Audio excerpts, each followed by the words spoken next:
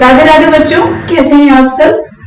तो कैवल्या coaching classes में आपका फिर से स्वागत है। आई एम सॉरी, मैंने बहुत टाइम से लेक्चर्स अपलोड नहीं किए। एक्चुअली मैं कुछ चीजों पे भी वर्क कर रही हूँ ताकि इन फ्यूचर आपके लिए कुछ अच्छे लेक्चर्स लाए जा सके, कुछ टेक्नोलॉजी बेस्ड चीजें और इम्प्रूव की जा सके। ठीक है, तो चलिए हम देखते हैं हमने क्या अभी तक पढ़ा और कैसे हम इनको कंटिन्यू करेंगे। तो हम हिस्टोरिकल बैकग्राउंड पढ़ रहे हैं इंडियन पॉलिटी का। ओके, इंडियन पॉलिटी में हम एम लक्ष्मीकांत कवर कर रहे हैं 7th एडिशन की। अभी तक हमने हिस्टोरिकल बैकग्राउंड वाले चैप्टर में कंपनी रूल को स्टडी कर लिया है। क्राउन रूल में हमने 1919 तक के एक्ट को स्टडी कर लिया है। 1919 के एक्ट में हमने एक फीचर देखा था, उसमें ये था कि 10 साल बाद एक स्टैट्यूटरी कमीशन फॉर्म होगा। ठीक है, तो वो स्टैट्यूटरी कमीशन था क्या, तो उसको हम थोड़ा सा अलग देख लेते हैं, थोड़ा सा डिटेल में। तो वो स्टैट्यूटरी कमीशन जो था वो था साइमन कमीशन। ठीक है, और ये बात कब हुई थी 1919 में कि 10 साल बाद ये कमीशन आएगा। तो वैसा ही हुआ। हाँ, ये 10 साल बाद ना होके उससे कुछ 2 साल पहले ही आ गया। 1929 में इसको आना चाहिए था, तो 1929 में ना आके 27 में आ गया। ठीक है, साइमन कमीशन 1927 में इंडिया आया। अब ये साइमन कमीशन क्या है? ये एक ऐसा कमीशन है जिसमें 7 मेंबर्स थे, लेकिन उसके चेयरमैन कौन थे? तो उसके चेयरमैन थे सर जॉन साइमन। ओके, अब इनका काम क्या था? अब इन्होंने देखो, इन्होंने बोला कि ये एक स्टैट्यूटरी कमीशन है। स्टैट्यूटरी कमीशन का मतलब है एक ऐसा कमीशन जो लॉ के द्वारा फॉर्म किया जाए। तो इसका काम क्या है? इसका काम है to report condition of India under its new constitution. कहने का मतलब है कि इंडिया का जो नया संविधान बन रहा था उसके लिए इंडिया में कंडीशंस क्या थी ये पता लगाना है, इसको रिपोर्ट करना ब्रिटेन में। ये काम किसका था? तो ये काम था साइमन कमीशन का। ठीक है, ओके। नाउ इसमें प्रॉब्लम क्या थी? अब ये जो साइमन कमीशन आया कि इंडिया में जो नया कॉन्स्टिट्यूशन बनेगा उसके लिए इंडिया में सिचुएशंस हैं कैसी? वो 7 मेंबर्स की बॉडी थी और उसमें सारे ब्रिटिशर्स थे। ओके, अब इंडिया में सिचुएशन क्या रहने वाली है, इंडिया में नया कॉन्स्टिट्यूशन कैसे बनाना है, इसको केवल ब्रिटिशर्स बता रहे हैं। उसमें उन्होंने एक भी इंडियन को इंक्लूड नहीं किया। ये बात इंडियंस को पसंद नहीं आती है, ना ही इससे इंडियन नेशनल कांग्रेस सेटिस्फाई होती है, ना ही ये हिंदू महासभा को पसंद आती है, ना ही ये मुस्लिम लीग को पसंद आती है। तो अब होगा क्या? अब होगा ये कि सब लोग मिलकर इसका बॉयकॉट करते हैं। अच्छा, साइमन कमीशन के बारे में अगर आपने सुना हो तो आपने ये जरूर सुना होगा कि Simon go back, Simon go back, Simon go back के जब ये साइमन कमीशन आया ना तो उसमें सारे ब्रिटिशर्स थे, एक भी इंडियन नहीं था। तो लोगों ने इसको बॉयकॉट किया और नारे लगाना स्टार्ट कर दिया, साइमन गो बैक, साइमन वापस आओगे। और उस टाइम पे लाला लाजपत राय थे, एक ब्रिटिश ऑफिसर थे जिन्होंने लाठीचार्ज का ऑर्डर दे दिया था क्योंकि ये लोग प्रोटेस्ट कर रहे थे। ठीक, तो उस टाइम पे लाला लाजपत राय जी की डेथ हो जाती है इसी लाठीचार्ज की वजह से। और भगत सिंह ये इंसिडेंट देखा था कि किस तरह से लाला लाजपत राय की डेथ होती है, तो उन्होंने सोचा कि मैं बदला लूंगा। और यही रीजन था कि उन्होंने साउंडर्स का मर्डर किया था और जिसकी वजह से भगत सिंह जी को फांसी हुई थी। तो चीजें ना पॉइंट्स कनेक्टेड हैं।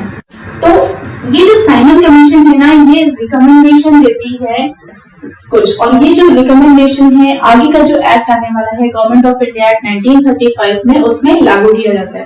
तो ये लोग क्या रिकमेंड करते हैं? पहला तो ये बोलते हैं कि ये जो आपने डीआरपी स्टार्ट की है ना, डीआरपी के बारे में हमने पढ़ा था ना कि जो स्टेट के जो सब्जेक्ट्स हैं, प्रोविंशियल के जो सब्जेक्ट्स हैं, उनको 2 पार्ट्स में डिवाइड किया जाता है, एक तो ट्रांसफर्ड और दूसरा रिजर्व, और उसको हम क्या बोलते थे? डीआरपी।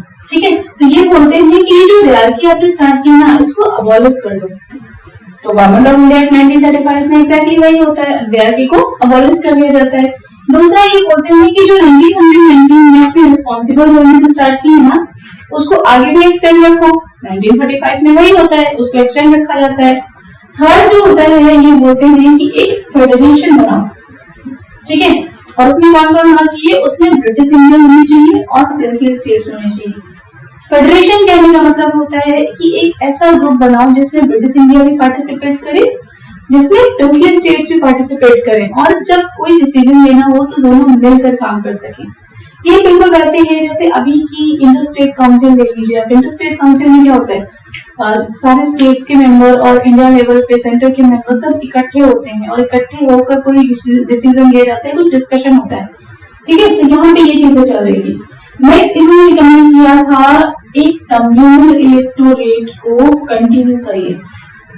कम्युनल इलेक्टोरेट जो 1909 से स्टार्ट किया गया था, जो मुस्लिम्स के लिए लाया गया था, 1919 में उसको बढ़ाकर एंग्लो इंडियंस, क्रिश्चियंस, इन सब के लिए बढ़ा दिया गया। और अब फिर से ये बोल रहे हैं कि इसको और कंटिन्यू करिए। तो और किसके लिए कंटिन्यू करेंगे, ये फिर से विमेन, लेबर, इन सब के लिए और ज्यादा कंटिन्यू कर देंगे, ठीक है। तो यहाँ पे इन रिकमेंडेशंस को किसने लागू किया गया, तो इसको लागू किया गया गवर्नमेंट ऑफ इंडिया एक्ट 1935 में, ठीक है।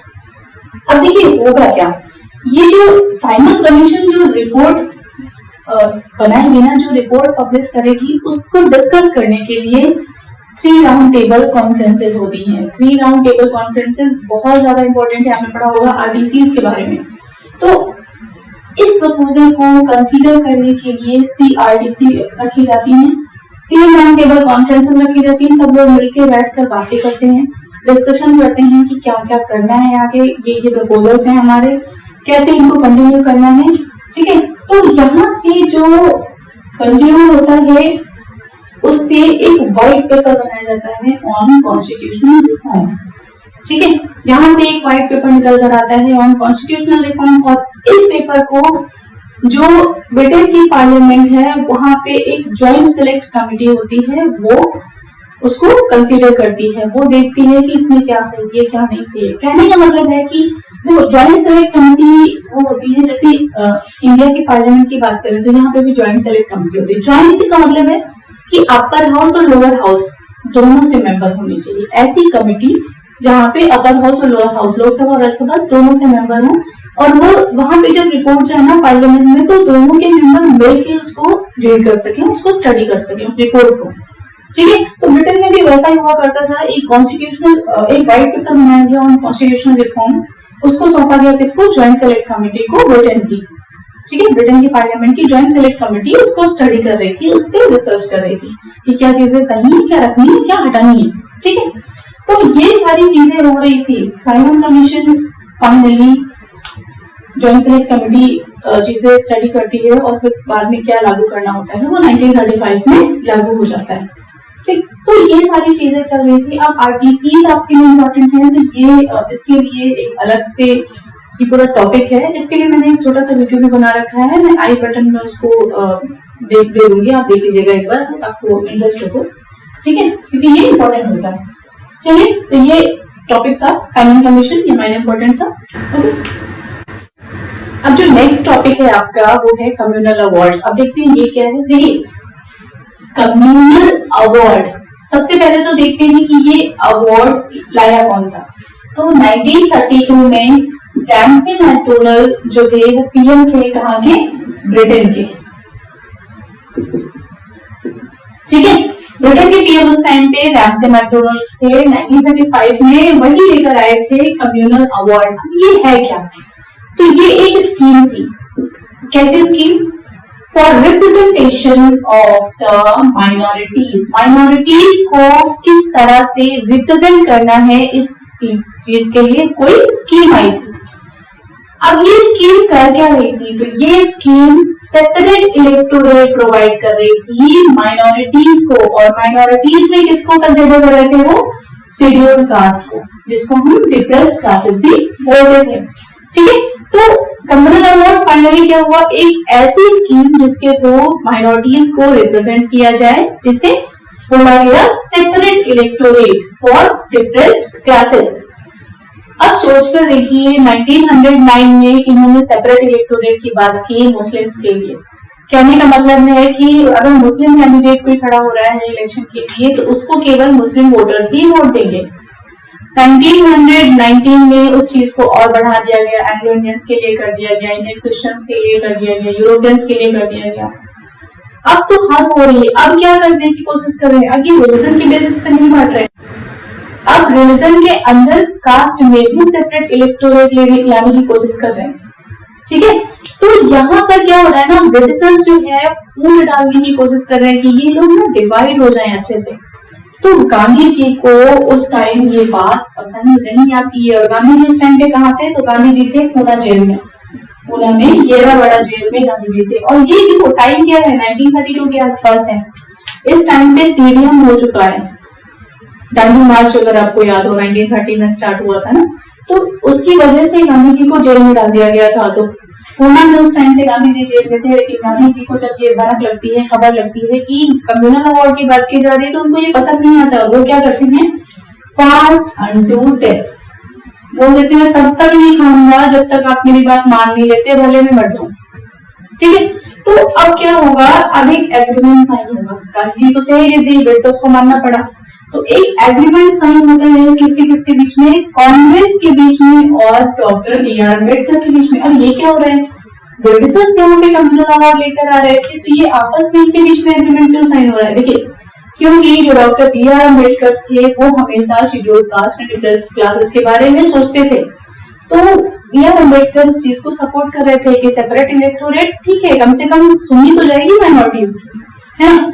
तो यहाँ पे कांग्रेस की तरफ से गांधी जी, जिनको ये बिल्कुल पसंद नहीं था डिप्रेस्ड क्लासेस के लिए कि सेपरेट इलेक्टोरेट आए, दूसरी साइड थे डॉक्टर बी आर अम्बेडकर। इन दोनों के बीच में एक एग्रीमेंट साइन होता है और उस एग्रीमेंट में को हम बोलते क्या है, तो उसे बोलते हैं पूना पैक्ट। क्योंकि ये पैक्ट पूना में साइन होता है तो इसलिए हम इसको बोलते हैं पूना पैक्ट। ठीक है, अब इस एग्रीमेंट का रिजल्ट क्या रहता है, तो इस एग्रीमेंट में ये बोला जाता है कि जो हिंदू इलेक्टोरेट है, हिंदू जॉइंट इलेक्टोरेट ही रहेगा, जॉइंट रहेगा, इसको अलग मत करो। ठीक है, हिंदू रिलीजन के अंदर भी कास्ट के नाम पर मत बांटो। ठीक, तो joint Hindu joint electorate retain कर लिया जाता है, उसी को रखा जाता है। तो क्या डॉक्टर बी आर अम्बेडकर ऐसे ही मान लेंगे और क्या करेंगे उसके लिए, क्या भाई आप शेड्यूल कास्ट के लिए कुछ कर रहे हो क्या, आप ठीक है डिप्रेस्ड क्लासेस के लिए आप सेपरेट इलेक्टोरेट नहीं दे रहे हो, तो कुछ तो करोगे ना। तो करके क्या है, सीट्स को रिजर्व कर दिया जाता है फॉर डिप्रेस्ड क्लासेस। ठीक है, रिजर्वेशन दे दिया जाता है, यहाँ से स्टार्ट होता है आपका रिजर्वेशन। ठीक है, तो कुछ सीटें जो हैं वो डिप्रेस्ड क्लासेस के लिए रिजर्व कर दी जाती हैं। डॉक्टर बी आर अम्बेडकर मान जाते हैं कि चलिए अच्छी बात है, मैं तो चाहता ही ये था कि माइनॉरिटीज फाइनली रिप्रेजेंट किए जाएं, उनको भी रिप्रेजेंटेशन का मौका मिले। और वही हो रहा है, आप चाहे सेपरेट इलेक्टोरेट देते, अगर आप वो नहीं मान रहे हो तो कोई बात नहीं, आप एटलीस्ट रिजर्वेशन दे दो। ठीक है, तो यही होता है। और इस चीज को, ये जो रिजर्वेशन होता है, इसको अप्लाई किया जाता है कब, गवर्नमेंट ऑफ इंडिया 1935 में। यहाँ पर जब इलेक्शन होते हैं इस टाइम पे, तो रिजर्वेशन ऑलरेडी मिल चुका होता है माइनॉरिटीज को सीटें जो हैं वो रिजर्व कर दी जाती है माइनॉरिटीज के लिए। ठीक है, चलिए, तो ये आपका टॉपिक था कम्युनल अवार्ड। आगे नेक्स्ट लेक्चर में हम स्टडी करेंगे गवर्नमेंट ऑफ इंडिया 1935 को। अभी तक यही कोशिश रहेगी हमारी कि कुछ हम डिफरेंट ला सकें, टेक्निकल थोड़ा सा हम इम्प्रूव कर सकें टेक्नोलॉजी के बेस पे। ठीक है, चलिए आज के लिए इतना ही। Okay, thank you.